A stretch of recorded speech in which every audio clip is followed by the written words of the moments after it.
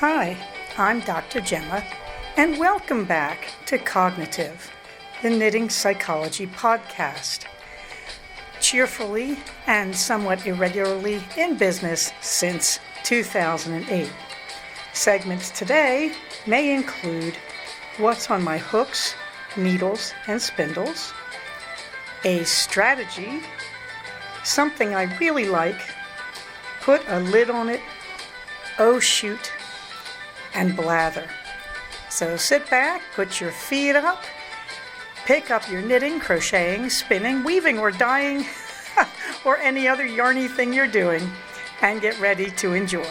Well, hello there. It's Dr. Gemma, and this is episode 133 of the Cognitive Podcast.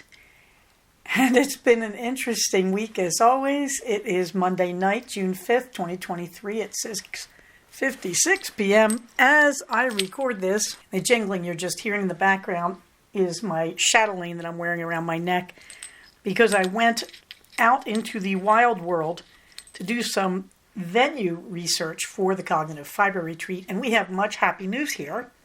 So let's get into it, shall we? Your comments are always welcome. You can comment on our blog at cognitivepodcast.blogspot.com. Don't forget to put that K in cognitive. Or on our group on Ravelry. The warm thanks. Well, I just want to thank everybody who has been supporting CFR 2023 because I have these moments of waking up in the small hours going, what on earth was I thinking? And then I have days like this where I'm like, yes. I especially would like to thank our own Jen, alias Peachy, who really did more than I suspect she knows when she spoke with me one evening this past week, because she made me realize it's not 2009 anymore. The costs are going to go up. But I still think the news is good. So on that note, let's get right down to the latest update on the Cognitive Fiber Retreat 2023, which, as you all know, is scheduled for Saturday, November 11th, 2003. We have a list of 36. We had 37 until I had a strange realization, which was I had put Danger Mouse on the list at 14, and then it hit me. I've never charged for a minor, so whether you're coming or you're not coming, Danger Mouse, we're not going to worry about it because you're a minor. I don't charge for that. I'm not that tight-fisted, for heaven's sake. We can get 50 people without making the kids pay. And I say that because another person said, well, I'm a vendor, but I'm bringing my child, so do I have to pay admission? And without thinking, I said, no, of course not. We've had kids before. And then I suddenly went, oh, wait a minute. What about Genevieve? And so I realized that somebody is going to get the now open space number 14, some adult. Because Genevieve, you are just welcome. You don't have to be a paying admission. That's ridiculous. I don't want to start charging kids for this. I just find it kind of horrifying. Because after all, the spirit of this, of all our work in the fiber world, is we have to bring the little sisters along with us, the little kids, the young people, little kids. She's not that little, for heaven's sake. But at any rate, we have to show our kids that we do this stuff. These are skills we have to preserve. And so I have not reached that moment of making money off kids, even for a nonprofit. So there you go. Here come everybody's kids. And you know what? If we're that lucky and you all bring your kids, great. There will be a lot more love and happiness, unless the kids aren't well behaved, but we'll cross that bridge when we come to it. So we have 36 people on the list. I'm pretty happy. So the list currently sounds like, here we go. Me, Lex, Steffi Joe, Kai H, Andrea 9772, Jenna I, Mary P, Carmel, who's not bringing her soaps. That's the one kind of downer. Pachki, Maridi, Ariane, Gigi, Jasmine. Now, there is a blanket space 14, and after this point, I am not changing your numbers on the list. Peachy pointed out to me that I had put 2 people down for number 34 last week, which I fixed.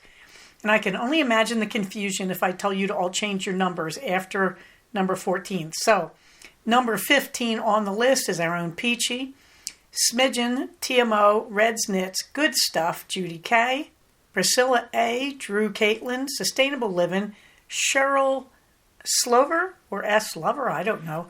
My Lady Irony, Glowing Elegy, Susan G, Knit One Pug 2, Amy Storm, Celia KC, Jedi Mom, Plexipa, Pam Hogarth, Lisa Marchbanks, Bora Nuna, Heather Campbell, and Tracy DeFreitas. Vendors as we know at this point: Lisa Souza Yarns, Oink Pigments, Tina's Soaps, Laser Sheep Yarns, Alpenglow. We may get lucky. I have heard rumors of Morkmaid, who does custom bats.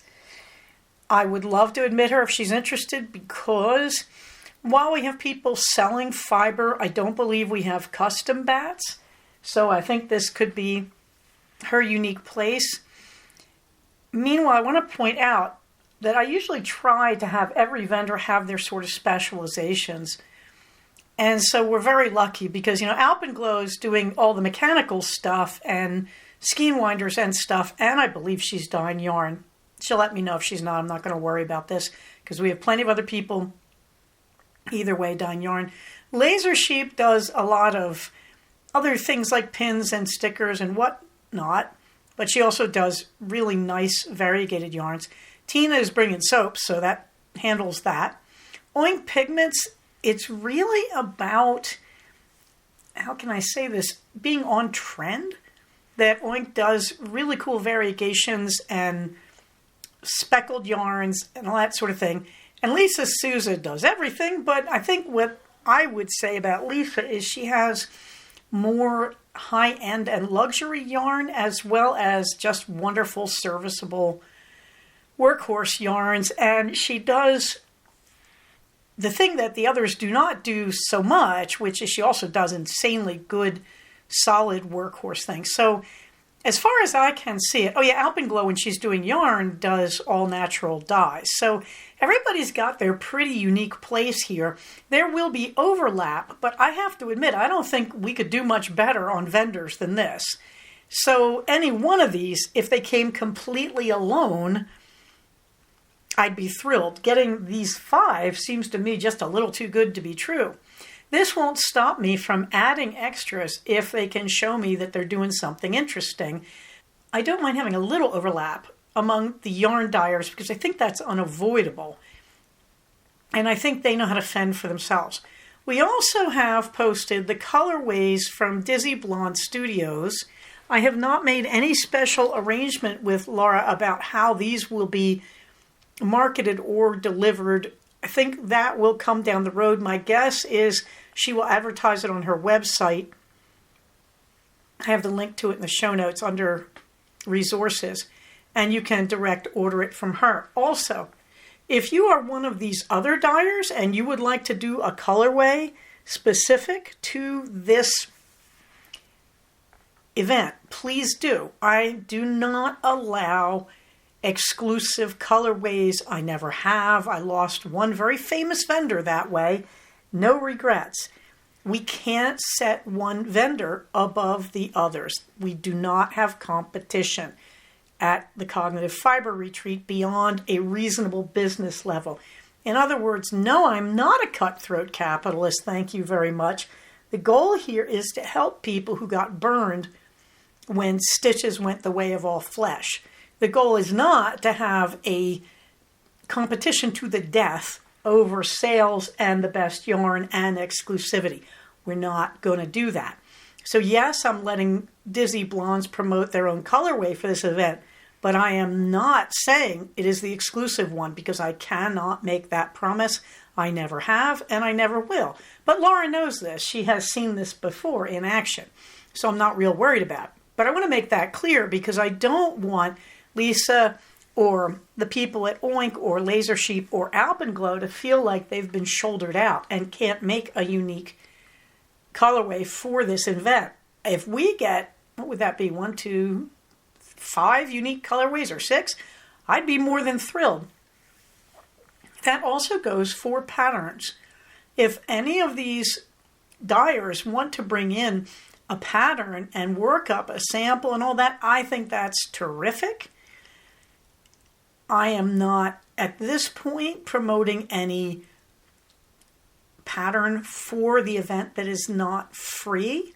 We have in the past. We used to have Michelle Miller with us all the time, and she would come up with a design for the event because Michelle is a genius at one skein sock yarn shawls.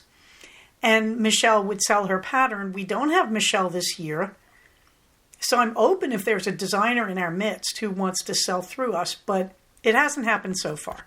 This leads me to say that I went on a search for patterns for the mini skein swap. Now you may remember mini skeins, we're just going to have a free-for-all swap. These should be in sock weight, fingering weight, maybe light fingering weight, although I would prefer you go towards something that could double for a sock as well as a shawl. Has to be about 100 yards at least, so we're talking roughly 25 gram mini skeins. I have put up a bunch of patterns that do well with mini skeins, although one or two of them you may have to adapt somewhat. However, that's the Calm Cowl for crochet. So for knitters, I have the Manic Panic Cowl, which has a different name as a scarf, but I put the link in. And for crochet, I said the Calm Cowl. Now, the Calm Cowl was done, I believe, for DK weight. So if you're going to use something lighter, you have to increase the stitch count. Just do a chain till it goes the length you want. You know what I'm saying? We all know how to do that, right? Because the Calm Cowl is just so easy. It's really all single crochet, except there's one row of double crochet. I mean, just don't do the double crochet. That's what I'm saying. I also put a link to what was called a comprehensive list of patterns to use with mini skeins, scraps, and yarn calendars sets. And another link on the same line says what to do with ... And then a link from a site called Curious Handmade where they talk about using minis. And then the insanely beautiful sweater, A Mermaid Darkly, which is where, I can't remember her first name, Dasher. Her last name is Dasher.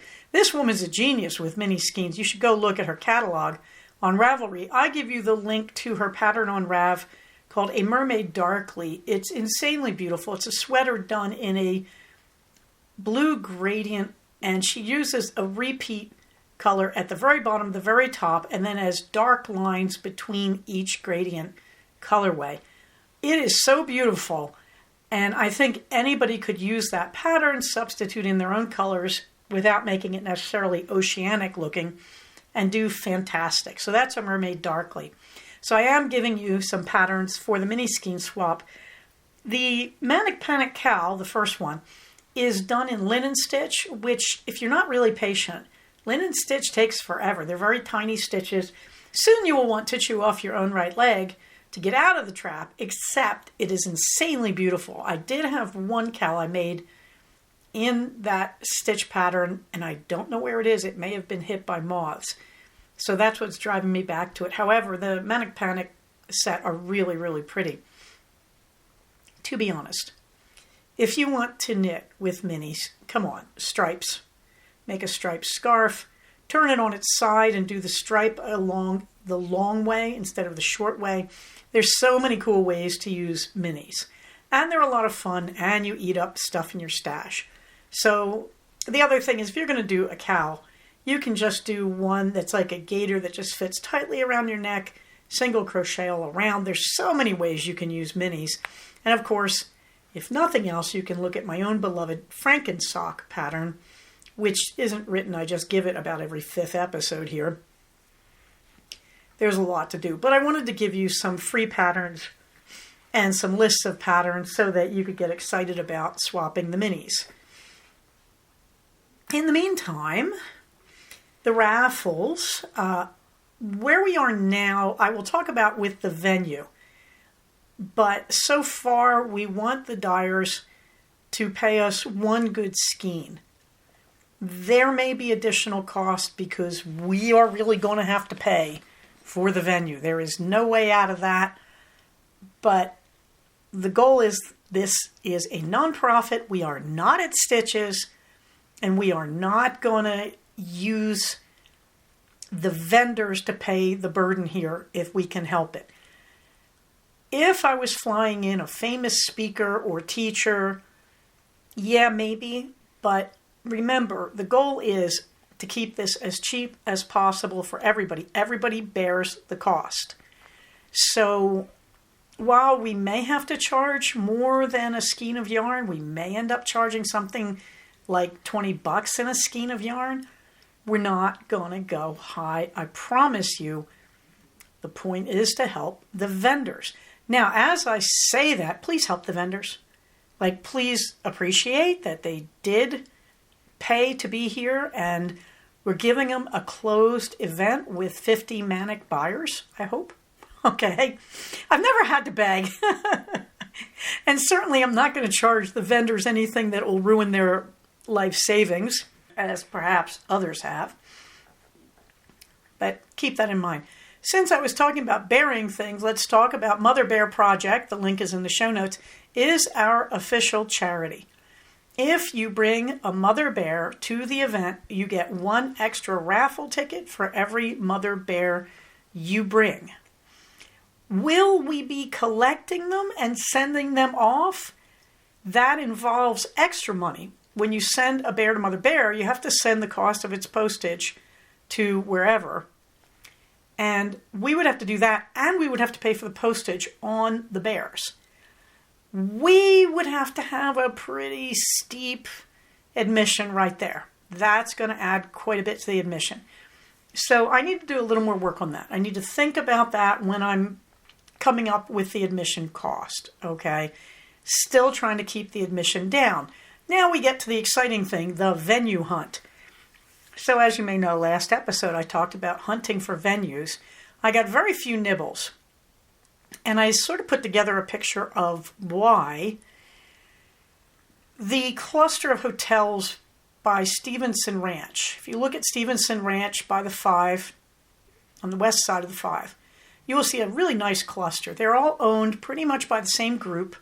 They have one place for meetings. It would be a perfect space, and it's taken on that day. The other problem there is the huge range in prices. We wouldn't all be in one hotel, but that's negotiable because you could just cross the street and be at the venue. But we can't get the venue. And that's their premium venue, and that was going to cost a lot of bucks. I have to be honest. Like they said, do you want a different date? Based on the offer they made me for a slightly smaller and more out of the way venue, we weren't going to pay for that venue. They would have had to been pretty desperate, or we would have had to be. So this is all based on the Marriott chain, who I think owns about 2/3 of the hotels in the world at this point. I'm a big fan of Marriott. I don't mean to diss them, but they see themselves as higher end. However, not always. They will negotiate that based on who their neighbors are. So I went up further north on the 5, and just to the east of the 5, where the 5 hits the 126, you will see the Marriott Courtyard. It is sitting at the side of an Embassy Suites. Both of them really want us. They were really willing to come through. So, right now, we have an offer from the Marriott Courtyard. Pluses and minuses. The price is going to be about $700. The room is rated as holding, what did they say, 42 people. That's what the sign in it says. However, they have an open hallway and it opens onto the pool area. And they said, we will open that up and that is enough to accommodate your people. Yours truly went down and looked, and lo, it is. It is. It's a good space. It's a little bit shrubbery laden, and the fence for the pool comes up a bit close, but there is a walkway through there, and we should be able to use it just fine. So it's a good space. It's not a great space, but the nice thing is it's pushed to the side of the lobby, and it's across the lobby from the hotel rooms. So we're not going to have people in the hotel rooms walking through. We're not on the path of the hotel rooms, which we learned in Tehachapi, not a good place to be. The year we had the shoplifting. The colorful memories. And The pool being right there means those of you who have attended previously, you know what we do at the pool. It means we can all be out by the pool and having our opening meeting while the vendors are setting up. The cost that was quoted was for more than 4 hours. It's the all day. I believe that means they're just going to leave it open for us for all day, including in the evening. I cannot guarantee it will be open on Friday evening or Saturday evening. I believe it will Saturday evening. I just think they're just going to open it and leave it open for us is the impression I'm getting. So what does this mean? It means we have some nice space. Just across from the lobby is a very big breakfast area. Breakfast is included in the cost of the hotel rooms. And once that breakfast area is done for the day, it seems pretty reasonable to me we can expand there. So this is all good, and the price is pretty good. These rooms were going for $152 a night on Expedia.com. On the Marriott website, they go slightly more. I have asked for a group rate. They are still working on it. But I'm going to pounce on them with the price from Expedia. Like, how can you charge us X if Expedia would have given it to us for less? Expedia, I believe, had a tiered system where you were getting it without breakfast. I wish them much luck. It seems like a big open breakfast area. I don't know how you would prove that you're not getting breakfast. Anyway, we'll cross that bridge when we come to it. So we're waiting for that, but we have a venue. I mean, if all else fails, this will be our venue. What is the downside? Not as much space and not as much open space around the pool as I would like. And believe it or not, the color scheme in this hotel is dark brown. So this is not bright, which really annoys me because otherwise this would be the perfect space. I would like to know what rocket scientist of an interior designer said, hey, we've got a hotel with low ceilings. I know, let's paint the inside dark brown. So, it'll be dark in there. I know what they're thinking. It's very bright in Southern California. However, I think they've lost their minds. Tinted glass would have solved this problem without making a dark spot. And then there's the other venue right next door, the Embassy Suites. It's beautiful. It's perfect and it's beautiful. I was stunned. Huge area for conferences, set well apart from the rooms, right at the side of the pool. Glass everywhere, bright as can be, beautiful. The lobby is beautiful. It comes with a breakfast. There's suites. And I told them I wanted our room price to be between $150 and $200. Their room price typically goes at about $210 a night. That is the problem. However, there are some huge pluses. This space is unbelievably good. They don't seem to have anybody else that weekend, but we can't guarantee that. However, we would get one of the rooms. They offered us the biggest room and said, you could have this little room for classes if you want. We won't charge you. Oh my God. The hallway leading up to it, I looked at it and practically wept because I blinked and I saw about 40 spinning wheels set up and the faces of all my previous attendees glowing behind them as they spun in the evening. Yeah. Incredible light. Big space around the pool, which opens into this area. So yeah, we'd have the pre-meeting out there if we wanted to. She was like, you could have meetings by the pool while we were cleaning the rooms at the end of the day. And I'm like, yes, I do know. We used to do that. There are some issues. They want clear proof of liability insurance from the vendors. They want the vendors to pay $50 each to them for the liability or to provide a declarations page from their own liability. I'm not sure about that. However, I'm not sure about that. Like, what I have to say is we haven't gone into that negotiation fully. The room, like I said, this is a beautiful space. There is no denying it. But the rooms are all suites, and that's beautiful. That means that we may not use the conference space and have the vendors work out of their suites. I have to hit the vendors for that. That means that liability passes into the hands of the vendors, and we aren't charging for anything basically except you guys paying for my room and maybe to send everything to Mother Bear. So we have to see. I have to see what the vendors think of that, but they haven't even made an offer. So I really want to see their offer. Now, you know what I'm really thinking, right? Is I'm going to take their offer and hand it to Marriott and say, you guys want to beat this? You could do better than this. Do you want them to have 50 rooms sold that night? The thing about the Embassy Suites is, yes, we may not use a space at all. We may instead just use suites. And if everybody's got a suite, including the vendors will sell out of their own rooms and their own suites. They can just set it all up in there. So this is still very open, but what I'm saying is, unless lightning strikes, one of those two hotels is going to be it, or both of them can be stayed at. Like, in other words, if you want a suite, you're going to go over to the Embassy Suites. If you want a room in a hotel with a disgustingly dark lobby because some interior designer was a moron, you're going to be at the Courtyard by Marriott. We have a really good range here, and this is a very nice place to be. The parking lot is very private. It's basically facing against the I-5. There will be some traffic noise, but I don't think it's anything particularly bad. I wasn't noticing it when I was in the hotels.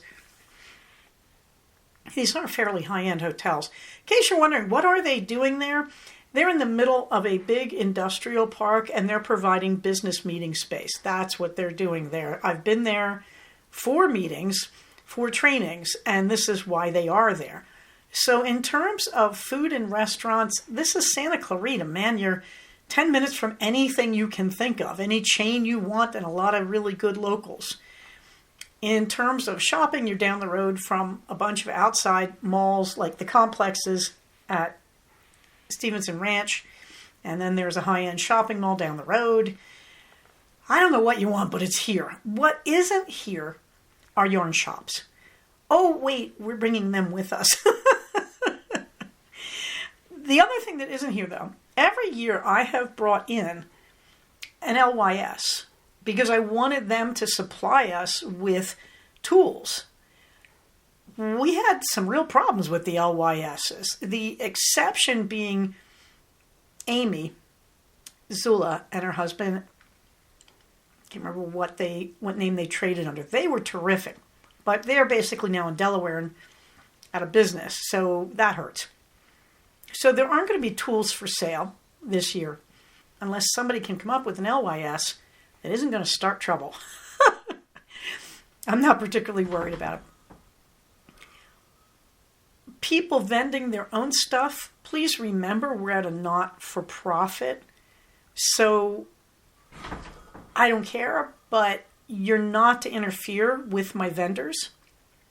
We have named vendors, and the vendors are paying to be here. So, I know there's always a certain amount of exchange that goes on, that people, one year somebody brought some spinning wheels and sold them. That wasn't me. I'd sold one previously to Lex, but I did some repairs on spinning wheels 1 year, 2 years in fact. So, if you're doing that kind of thing, remember what the goal here is. We're trying to help the indie dyers who got screwed by stitches. Keep it off my radar. But if you're doing any kind of massive sale, like if you don't tell me and you bring your own stuff, I am going to ask you to leave, or I'm going to basically ban you from future events. I don't think I've ever had this problem, but I also don't think I'm going to have it. I think the people who are on the list know these things and are full of goodwill and would never allow this. But I feel like I have to put everything out there just in case, because I just have that sense. The good news, though, we got a venue. The better news, we got 2 possibilities. And even if we don't take the more expensive one, it is sitting right there if you want to stay there and be in suites, and we will all still be within 20 yards of each other. So we have some nice room things. Neither party has come through with room rates. What you have to understand is when we were in Tehachapi, they gave us the banqueting room because they were so grateful we were filling their hotel. Now, Tehachapi is a prison town. If we filled their hotel, you know who didn't fill it, right? Right. Some prison families that might have been questionable. Okay? We don't have that anymore. So we are going to have to pay. My best estimate is, now everybody start laughing, I think no, I can't say worst case scenario. Currently, it looks roughly like, if we use the one who's made an offer, it looks like you manage your own room cost and you don't have to stay at a hotel. You can stay anywhere else, an Airbnb, anything you can find, because the cost of the meeting room is completely separate from the price of our rooms. So we owe them nothing. We're going to make a separate deal for that meeting room. Okay, so, wow, I keep talking. So the idea here is, I am thinking right now, today, a rough calculation, the base looks like about $30 per adult for admission. If we get 50 people, that will take care of a room for me at the Marriott. That is the lower end room, and there's no such thing as a low end room at a Marriott. I'm not staying in a rough neighborhood, guys. Okay, but this is really good news, is what I'm trying to tell you. Like, even as I go on about costs, I believe we're looking at paying for my room and paying for the meeting space. I believe we're looking at like $30, maybe $35 entry. Okay, guys, it's not 2009. Thanks for being understanding. In terms of the vendors, we're looking for about $30 worth of their product. That is one good skein of yarn, like a 400-yard skein, something like that. A good quality skein of their yarn. I don't want to put too many restrictions on them because I really want to see what they come up with. Our soap vendor, we're talking about a $30 retail bundle of stuff from you. We may have to hit the vendors for some of the cost of the meeting room. I have to see what kind of offer we get from Embassy Suites. Okay? So I think that's where we are. The news is very good. I hate that we're not going to get rooms for $78 a night. I hate that we're not getting a free banqueting room, but that was 2009. I hate that I can't charge $10 admission. And this is why I'm so grateful to Peachy, by the way, because she basically brought me up to speed. Like, she said, come on, Gemma, it's not like it used to be. There's a lot of inflation and everything else. We're going to make it happen. It's looking very good. What's up, my hooks and needles? I finished the Foxen skirt, which I told you about last week, that it's a full circle with the beautiful foxes. You can see a picture of the pattern, which I just am so deeply crazy about, but I can't explain why. It just makes my heart sing. I think because I see it as myself and my son. Go figure. It's a beautiful skirt. It goes with everything, and I'm wearing it. All I had to do was one long hem, but of course, on a full circle skirt, that is like 220 inches. So whatever. It's terrific. And of course, one good full circle deserves another, so I pulled out the Snowflakes pattern. Now, Simplicity 8863 from 1996 has no pockets on the full circle skirts. I had forgotten this, so I made a few skirts without the pocket. This leads me to tell you, as long as your skirt has a waistband, it's very easy to add a pocket. How do you do it? I took a pocket from one of my other Simplicity skirts. That's how. I literally took the pattern piece and I just acted like this skirt was supposed to have a pocket. Now, you know me, I never do two pockets. I do a right-hand pocket. Why? It shows me which side is the front of the skirt, and I'm pretty much right-hand dominant. So, look, guys, if you want a pocket on these skirts, just get a pocket from another pattern or cut out a pocket shape, whatever, and just, pin it on. So I, of course, make a pocket. I cut out two, and I sew one to the front on the right side and one to what will be the back. And you just sew it right on there. Just put it front to front with each piece and sew it down on the side seam. And you can put it right at the top. And then when you sew the side seam, the back and front together, of course, as you sew down like 2 inches from the top on the right-hand side and reinforce it, and then you stop and you leave a big gap for the pocket, and you go to about 2 inches above the bottom edge of that pocket where it's joined to the skirt front and back, and you start there again. So you're leaving a big hole for your hand to go in the pocket. This is really easy to do. If you know how to make pockets on any other skirt, you can do this. You can also pull out the instructions from your other skirts and look at how it adds the pocket. That's what I did to make sure I was doing it right. So yes, there is the snowflake skirt, and it's got pockets added, and I'm wearing it even as we speak, and I'm loving it. It worked perfectly well professionally today. Everybody believed that I was the real thing in renting venues. I also did another pair of shorts, and again, this is from the classic Simplicity 8863. It has shorts and pants as well as the full circle skirt. Okay, now, these shorts are the shorts version of a 5-seam skirt. That is, no waistband. So I decided I would add a pocket. And that isn't really that hard, but it's complex. It wasn't a lot of fun. This set of shorts worked out great. They're a little tight across the abdomen. They're a little more fitted. Remember, I told you last time, this is a size medium skirt. The shorts have a big enough waistband for me, but across the abdomen, they are a generous medium. I'm not quite. I wouldn't call it a bad fit, but I think once it's been washed a few times, since this is a cotton broadcloth with polyester, it may shrink a bit. So we'll see if these guys work for me. I really like the cut on them. They're not as floppy as the other shorts I've been making.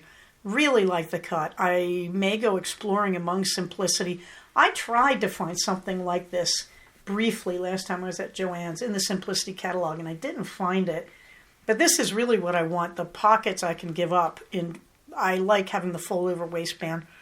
I don't want a fitted waistband. I want an elastic waistband, or as they call them, pull-on. But there they are, the Simplicity 8863 shorts. They look okay in the picture. I also gave you a link to a do-it-yourself circle skirt pattern and tutorial. Go have a look at that because I really love my circle skirts. Also finished the Mother's Day Franken socks. I had really wanted to finish the Hooberries, but didn't get there. But I was just cranking these babies out. I love these. I think these are some of the prettiest Franken socks I've ever come up with. They're not photographing well in the both socks finished picture, but you can see the colors in the second picture there. These are spectacular, and I'm really, really happy with them. So they're done. In progress, Stash Toss 2023, we are now at 4 skeins in versus 34 skeins out. The Franken socks did wipe out 1 skein of a less desirable sock yarn that is in their feet. It worked out really well as the feet, the stripes. So the Stash Toss, 4 skeins in since January 1st, 2023, 34 skeins used. The Memorial Day Frankies, it's true, I lost control and started another pair. And you can see sock number 1. I am well down the foot. I'm really probably about 1.5 inches from the toe decrease. Having a good time with that. The Blueberry Who socks, I'm on sock number 2. I'm well down the foot. I think I'm about 1 repeat of the 4-row pattern from going to the toe decreases. So hopefully you'll see that next week. The Dizzy Woodlands Country Cotton Shawl didn't touch. Lane Splitter didn't touch. But the Don't Know Yet blanket, it was so cold here this week. And yesterday was hot, and then it's gotten cold again. So I woke up Sunday morning when it was still kind of cool, even though it got hot. And I was talking to a friend on the phone, and I was cold, and I said, oh, no, I am not knitting socks. My hands are numb. So I pulled out the Don't Know Yet. So hooray. Row 17 of 19 is now completely attached. The ends are woven in. Row 18 of 19 is now clipped on. This means that I have completely seamed together 323 blocks out of 361. The remaining 2 rows are seamed together. They just need to have their long seam attached. So the Don't Know Yet blanket is now 89% done. Oh, it's so great. It's huge. It's warm. It's really, really pretty. Who knew? The Pennsylvania Dutch embroidery, not yet. The Lady Eleanor shawl, that's my next big thing. I am in the middle of skein number 7 out of 11, and it's 32 inches so far. Very, very happy with it. The question becomes, why am I doing all these little projects and not doing the bigger ones like the embroidery, the Lady Eleanor, finishing the Don't Know Yet, or the Lane Splitter? To be honest, my husband figured it out first. It was because I was so tense about the deaf culture class that I needed a sense of accomplishment, so I was digging for the easy, short projects. So I really am thinking I'd like to finish some of these bigger ones, because this summer I have a lot of spinning I want to get to, and I want to do some more embroidery. So, cross your fingers that this all works out. Oh yeah, I want to plan a fiber retreat. Okay, under my favorite resources, I have added laser sheep yarns to the list this week. I'm trying to dig up everybody and make sure all of our vendors get on the list. And I have, as I told you before, subdivided it. So we've got a category for dyers, category for supplies, sellers, and LYSs. And then the people who give us the nice extras, like Birch and Cider for leather tags, Raspberry Studios for chatelaine stuff. Dizzy Blondes, I am still spinning Minerva, and she gets quite irritable if I don't. She wants to be brushed daily, thank you very much, and she wants to lie on my flannel skirt while I do it. That's my girl. Strategy. Well, I wanted to keep maundering on about mindfulness, and I realized I was missing the really obvious strategy here, which is around your creativity. People have a way of mistaking creative projects for mindfulness projects. The answer is kind of, sort of. Mindfulness is an intense awareness of what you are doing, a focus that excludes all else. This creates a state of restfulness in the mind because, as the Buddhists like to say, we're possessed of what they call monkey brain, where we have multiple thoughts at the same time. So if I sit and I knit a sock, just a plain vanilla sock, doing the knit stitch over and over, I don't have to be mindful. It becomes one more thing that my monkey brain can do without a lot of dedicated thought. Now, if you're learning to knit, that's not true. If you're learning to knit, the knit stitch takes up all your energy and your focus. But once you know what you're doing, some creativities don't. So, for example, let's say I'm an artist and I'm making a big painting. Well, while I'm doing the wash on the background of the canvas, I wouldn't say I'm being mindful. I'm just slopping it on because I don't have to worry about it. But while I'm painting the individual figures or shapes, yeah, I'm probably a lot more mindful. So creative work is not necessarily mindfulness, but creative work also exercises a part of our brain that gives us a lot of satisfaction, that humans have abstract functioning. Most of us, not all of us, and that's a very interesting topic unto itself that's been very, very hard to research. But we have a certain level of abstraction, and we do better when we use it.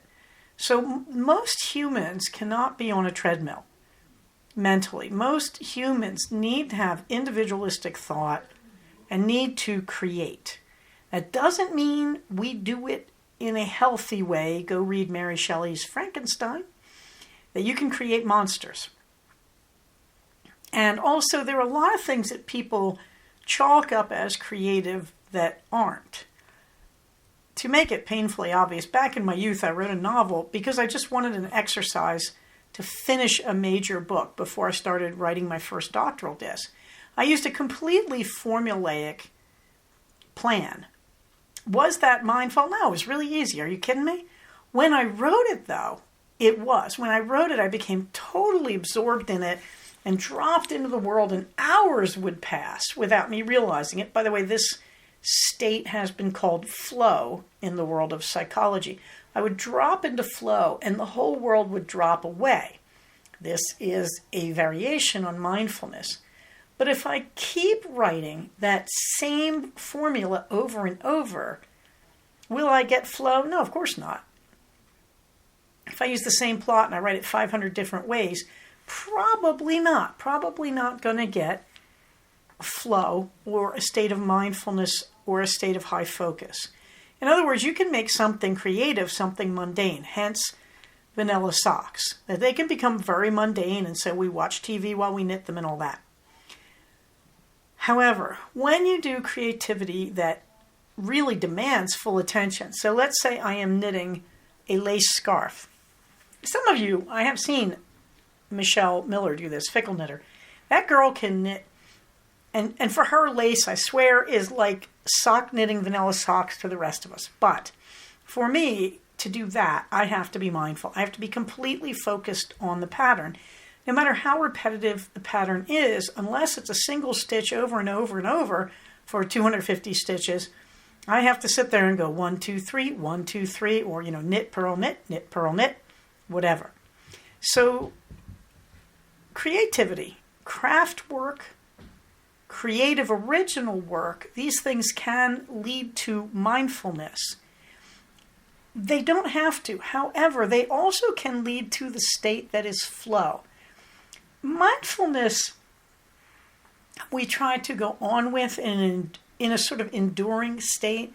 Flow was originally defined as being brief bursts where you lose track of time, where you feel like you're completely absorbed. Yeah, it's hard to separate some of these phases of consciousness from each other. They are not necessarily the same thing. Both of these things, however, are extremely good for humans. So when you're doing craft work, when you're doing creative work, when you're doing original art, however you define these things, and there's a lot of overlap, believe me, I've had this debate with various people. When you are doing these things, these are good for your mind. These are good. They create levels of consciousness that are extremely hard for us to define, although that hasn't stopped some of us from trying. And we know that they help humans, that humans are likely to report the most satisfaction when they have regular creative intervals in their life and regular intervals of mindfulness. It has been demonstrated that the practice of meditative mindfulness extends the human lifespan. I've talked about that elsewhere. So these are practices you should be doing. Do I consider my knitting meditation? Sometimes, but I do set aside separate time in my day to meditate for 10 minutes at a time. I also have separate times where I consciously use self-hypnosis to reinforce my goals.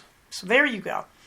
So people sort of say, like, how does our creativity overlap with mindfulness? Where does that come in on the great spectrum of self-care? And at moments like this, I have to say, psychology is an attempt to put a paradigmatic framework of logic onto human behavior. Sometimes the framework fits, and sometimes it's kind of awkward, and sometimes it's a near miss. So it's very, very hard for me to nail this stuff down, except various of my colleagues, most notably to me, Bessel van der Kolk, have shown that creative play and mindfulness relieve traumatic memory and traumatic stress. We really don't fully understand how or why, or the activity that's going on in the brain, the gut, or the biochemical pathways of the body, and apparently at the ultracellular level in some situations. So I can't give you anything more specific than that, but keep on knitting, kids. Keep on spinning, dyeing, weaving, crocheting. In the fluffy books, I'm still watching Seinfeld, and, watching it all straight through, meh, but there are some outstandingly smart, funny episodes, and that's the best I can say for it. In terms of network comedy, for the 90s, I can see why it was the best there was. I'm also reading the newest release by Maria Grace in her Jane Austen's Dragon series called Here There Be Dragons. She's really taking on a lot in this. If you follow the series, you're going to see a lot of people come back that you're glad to see. There's one character that I'm really missing from the book before this that I had hoped we'd see more of.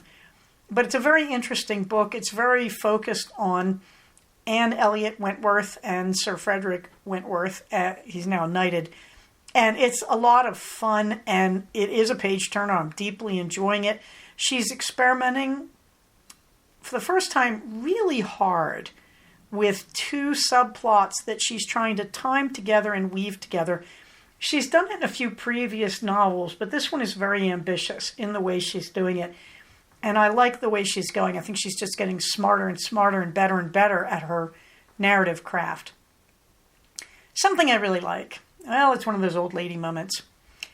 Y'all have heard me complain that I have acid reflux. I was listening to a chiropractor on YouTube who I find kind of sometimes reliable, sometimes less. He's pro keto. I like him for that. But he mentioned a thing called betaine HCl. And he pointed out some people with acid reflux actually do not have too much acid, which is the common definition of it. Actually, they have too little. So he recommended betaine HCl. You can see the spelling in the show notes. And you take one of these pills right when you start eating. So you take a bite of food and then take a pill. And then off you go. Turns out this works for me. I'm impressed. I was more impressed because I thought, sometimes some of the natural remedies people, they go a little far. It's a little ridiculous. No, actually, the more I looked up betaine HCl, the more I found that was positive about it. Now, I have tried meds for acid reflux. I'm allergic to them, which tells you something's going wrong there. So, you can just buy this over the counter. I think I just went to Amazon, and it seems to be working so far. Now, of course, how do you tell when you're not getting an illness? Like maybe I'm just over it. I have no way of knowing. Occasionally, I'll get a little bit of the sense that I've got acid reflux. When that's going on at my next meal, I swallow one of these pills. It's worked really well. So I just wanted to put it out there. I mean, I don't know if there's a lot of remedies, but I was surprised because most of the medical websites take it seriously. They just sort of say it's not well researched, but a lot of people seem to recommend it. So it's over the counter. I'm assuming that means it's fairly safe. Do remember you have to take it with food because it is going to slightly up your acid level. It's adding acid. I mean, the HCl is hydrochloric acid. And also, they tend to have it mixed with pepsin to just kind of soothe things a little in your stomach. So there you go. It's an over-the-counter thing, and it seems to be working for me. In the tea tastings, well, pear and cinnamon plum deluxe. Oh, my goodness. Oh, my goodness. Now, last week I was raving the praises of Plum Deluxe's Healthy, Wealthy, and Wise Rooibos Herbal. Pear and cinnamon, it's even better. It is so good. It smells insanely divinely of pears, a smell I love. It does not take sugar. It is fantastic iced. It is fantastic mixed with fizzy water. I haven't tried it hot. I can't see why it wouldn't be wonderful just because of the cinnamon. Any cinnamon mixed tea is going to do well hot.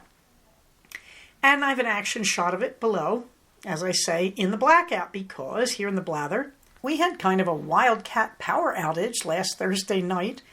Fortunately, it wasn't long. It went on for about 3 hours. And it started about 9:20, and I'm looking at my lights. They all went off, and my lights go off on a timer at 9:30 to remind me to go to bed. And it just blinked out, and I thought, and then I realized, wait, Alexa's even blinked out, because I have a show in my office that I can turn the microphone off on when I'm talking to patients. And so I was a bit surprised. So you can see a picture of one of the CFR water bottles and my glass of the delicious pear and cinnamon iced tea sitting on my bedside dresser with the non-functioning lamp and the lantern that is not turned on in that picture, and I'm using the flash from my camera. But that's the pear and cinnamon right there. It's delicious stuff. Oh yes, the power outage, it came back on at, oh my goodness, I think a little before midnight. The pup date, no news is good news. Everybody's doing fine. We still need to get a groom.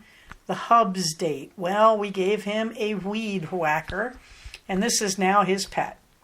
I have to say, even though I joke about it, he's been great with it. I wake up to the sound of vroom, vroom, vroom, vroom, vroom every morning, and he's out there doing a fraction of an acre. We got 5 acres. He's doing phenomenal. Yeah, it does set off my allergies, and you know what? That's why I'm using the neti pot every morning. I have to tell you, since he started taking the weeds down, despite the constant barrage of pollen from the weed whacker and on the dog's coats, the neti pot is a miracle worker, and just getting those weeds out of there is great. I also should introduce you to Gloria. She is a morning glory. My son brought home a morning glory slip that he planted in a plastic cup full of dirt in one of his classes. He brought it home and it was about 2 inches high with 2 leaves. It is now huge and taking over the windowsill in the kitchen. So, of course, any morning glory, the nickname has to be Gloria. I did not know anything about morning glories. Well, this thing is amazing. It's vining and going crazy. I mean, you can sit there and watch it grow. You can see it getting bigger when you stare at it. It grows so fast. So I have been feeding it. Since I use gelatin in some of my, bone gelatin, I'm afraid, in some of my recipes as a keto person, actually, if you mix that stuff with warm water, shake it up, and pour it on the dirt, it's a slow-release nitrogen plant food, and it's all natural. It's good for the plant. So I've been doing that, and Gloria's going bananas. So finally I said, well, we have all these places out in the yard that I'd love Gloria to try to take over.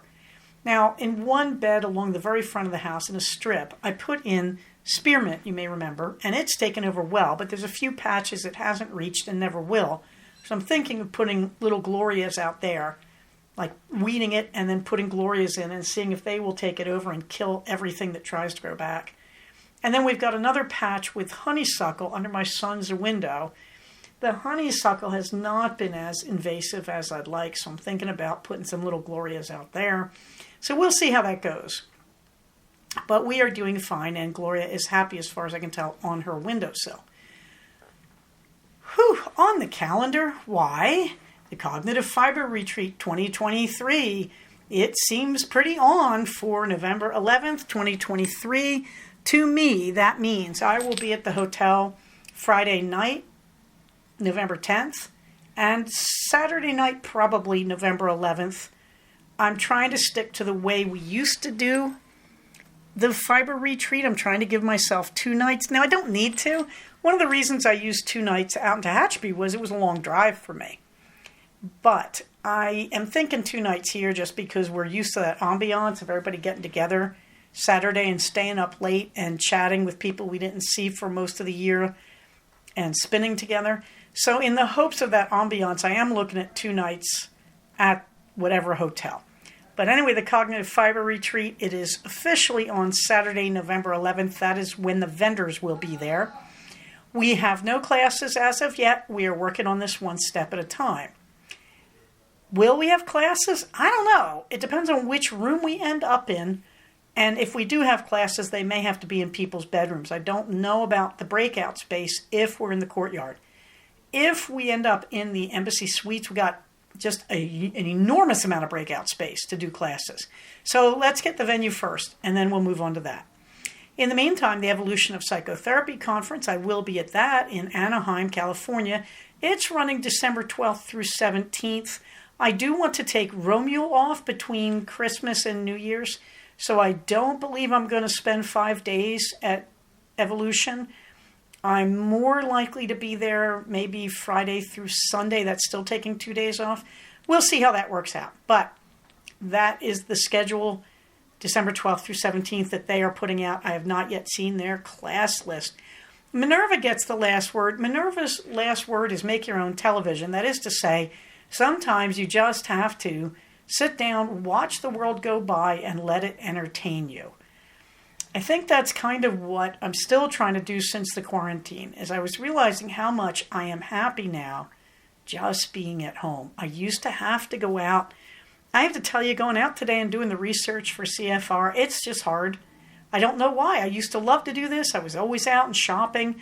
Today, it was kind of like I'm plugging away at it, although I have to say I got a real emotional high when I realized that we have a venue, that one way or the other, one of these 2 places is now going to work for us. So, I think I've got it right. I think that I spent a lot of my younger years being ready and able to zoom around and stay and see new places. And suddenly I don't want to do that. Suddenly I'm just really happy, like Minerva in that picture, to look at the insanely beautiful view out my study window, including the view of my cat sitting in the window looking out the window. And I'm happy to sit there and do that and just enjoy it. So since we've been talking about mindfulness, Minerva wants to tell you, You can be perfectly happy at home, making your own television, your own entertainment by just enjoying watching your world go by. On that happy note, I'm going to say, everybody, you know the drill, so everybody please do what you got to do. Don't get sick, and most of all, everybody stay safe, take care of each other, and I will talk to you soon. Bye-bye. So we have come to the end of another episode of Cognitive. Please do not use this podcast to diagnose yourself. If you think you are having a mental health problem, please contact a licensed mental health professional. Show notes for these episodes can be found at cognitivepodcast, all one word, .blogspot.com. Episodes can be found at iTunes under the name Cognitive Podcast, but also can be found posted next to the show notes on the Blogspot page. Thank you so much for listening. Everybody, stay safe, take care of each other, and I'll talk to you soon. Bye-bye.